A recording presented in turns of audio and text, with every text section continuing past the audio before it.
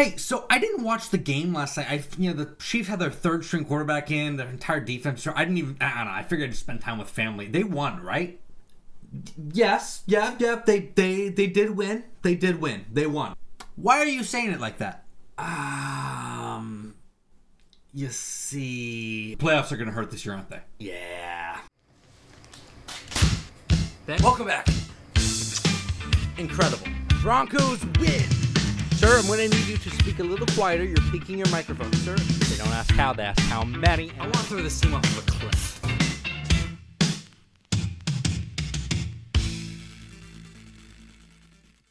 Broncos win 20-13 against the Chiefs in Kansas City. Oh boy.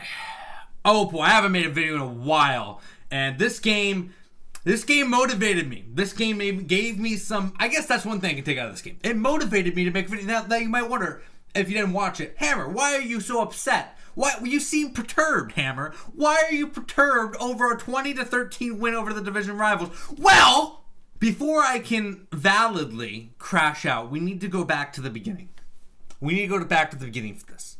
We need to set the stage for how we got here. The Broncos start the season.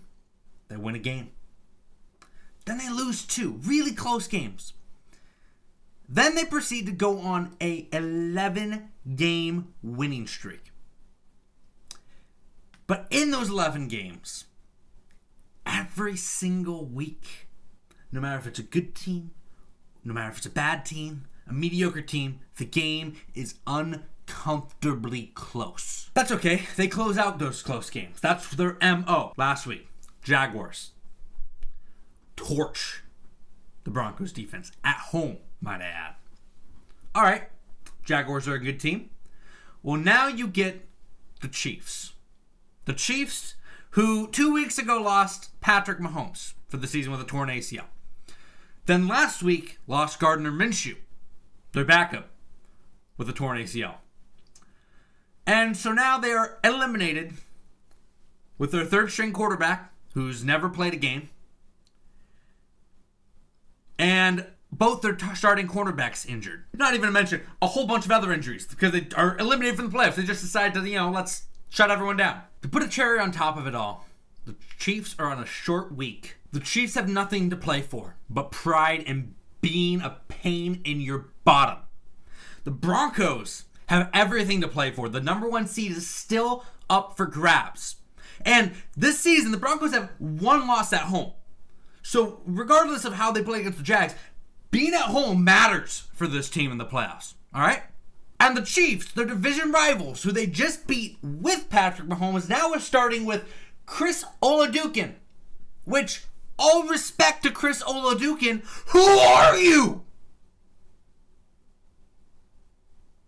This man played South Dakota State, bounced around a little bit in the FBS, and he was drafted by the Steelers in the 7th round. Great story. Any other day, I'd be rooting for this dude to ball out. Prime time, practice squad dude gets thrust into a prime time matchup against a playoff team. What a story. The Broncos are supposed to have one of the best defenses in the league. Great defenses don't allow good stories to happen. All right? This isn't a TV show. We don't need to have the good stories. The Broncos can just go in there and crush them. Now, they still have some players. They have Chris Jones. I don't care.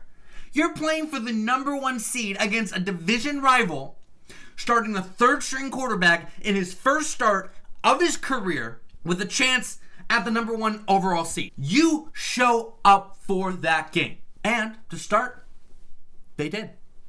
First drive of the game, 14 plays, 56 yards, 8 minutes. Beautiful. They have to settle for 3 points at the end of it, but whatever. Chiefs get the ball. Oladokun looks like the third string quarterback should against a supposedly elite defense. They punt. That's fine. Good. Broncos up 3-0. You would have liked to get points on that first drive other than the field goal, but hey, it's fine.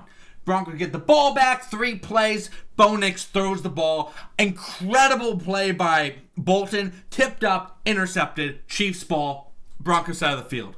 Oh no. And 10 plays later, this supposedly vaunted red zone defense allows a third string practice squad quarterback to shred them in the red zone. 10 plays, touchdown, Chiefs are up 7-3. Well, okay, that's pretty bad. But hey, the defense got a short field. Offense got to be better than that. It's a little bit of a fluky play. They'll come back and, oh, it's a punt. Cool. Well, at least the defense forced a punt, right? Okay, good. Broncos get the ball back. Beautiful. It's fine. Control. 16 plays, 79 yards, 8 minutes. Good teams, great teams, capitalize in the red zone. Did the Broncos capitalize in the red zone? No. They kicked the field goal. A 16-play, 79-yard, 8-minute field goal drive. Broncos go into half down 7-6 to Chris Oladukin. Chiefs get the ball out of the half, and they go 6 plays, 28 yards, and kick a field goal. Why is this hard? Is it too much to expect them to beat bad teams? Or beat non-playoff teams convincingly? Why does every game with this team have to be a nail-biter? I know they're better than the Vikings were 2 years ago when they were unbelievable in one-score games and they got wiped in the playoffs. I know they're better than that team. This defense, I know they're better than that. Why don't they show us? When you live on the razor's edge, you are going to get cut. This does not fly for the playoffs. You cannot spend 8 minutes for a field goal drive. You need to capitalize in the red zone. The Broncos won this game, 20-13. They drive down the field. Bo Nix throws a beautiful touchdown pass to Cortland Sutton. They scored another touchdown. They end up winning 20-13. It's fine. Chris Oladukin doesn't have a Christmas miracle. But for a team that supposes itself to be a contender, supposes itself to be a Super Bowl contender, mind you, this is not okay. You cannot waste opportunities. You cannot give teams second chances. Look what happens in the playoffs when you give them second chances. Look what happened to Josh Allen and the Bills when they gave other teams second chances. 13 seconds? They gave Patrick Mahomes 13 seconds in the playoffs. 13 seconds of a chance. And they lost. You can't routinely throw away chances and expect to win in the playoffs. That's not how this works. The Broncos have been able to pull wins out of their buttocks multiple times this season that they, frankly, probably didn't deserve to win. The Giants game comes to mind, obviously. And there's a fine balance between being elite in close games and knowing how to finish games out. And that's what elite teams do. And wasting opportunities.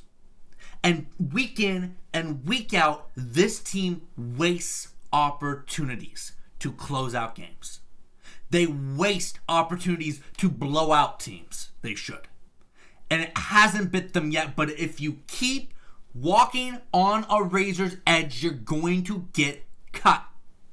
And I want them to figure that out before the playoffs, not after. I believe in this team. I was going to say I want to. No, I do. I believe in this team. And that's why I'm upset. I believe in the Broncos. I believe they can win. This is a soft AFC. The Ravens aren't there. The Bills, they have weaknesses. The Chiefs aren't going to be there. This is the year. The Bengals aren't going to be there. This is a great year to be a good team in the AFC. But you cannot routinely make games closer than they should against bad teams, against good teams, and expect to let that fly in the playoffs. They have to tighten that up. If you keep walking on a razor's edge, you're going to get cut eventually. They win this game, and at the end of the day, it doesn't matter. And it's funny, at the end of this, so many people were worried about Bo Nix. I was worried about Bo Nix in Season 2, especially with how he started the season. Bo Nix is top 5 in passing right now. Bo Nix, of the top 10 quarterbacks passing yards, he has the second or third fewest interceptions thrown. That's really good. That's really good. It's the defense. The defense that gave up 30 at home to the Jags. A defense that has been strangely porous at times for a team that prides itself on defense. Vance Joseph has redeemed himself over the last few years since the 70-20 game against the Dolphins. He has put together great defensive performances, but week in and week out, I see holes. I see cracks in the defensive armor. And, man,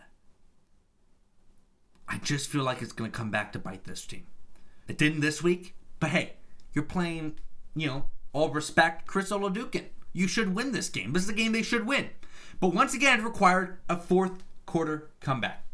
A second half comeback. They were tied in the fourth quarter.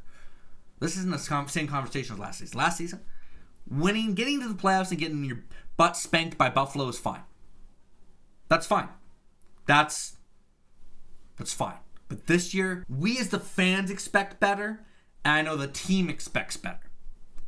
You have to clean up this. You cannot expect to keep getting away with it. You walk the razor's edge, you're going to get cut. Figure that out now, or else you're going to figure that out in the playoffs and you're going to be sent home. That is it. Thank you for watching this video. If you liked, follow, subscribe, whatever the thing is here on YouTube. Like the video, comment. What do you think of this game? And what do you think of the Broncos' playoff chances in the playoffs? Do you think they're going to go deep? How did you feel about this game? Am I justified in how upset I am, or am I overreacting? Let me know in the comments. Until next week, because I might bring these back and try to do this consistently. Also, let me know if you like that. Thank you for watching.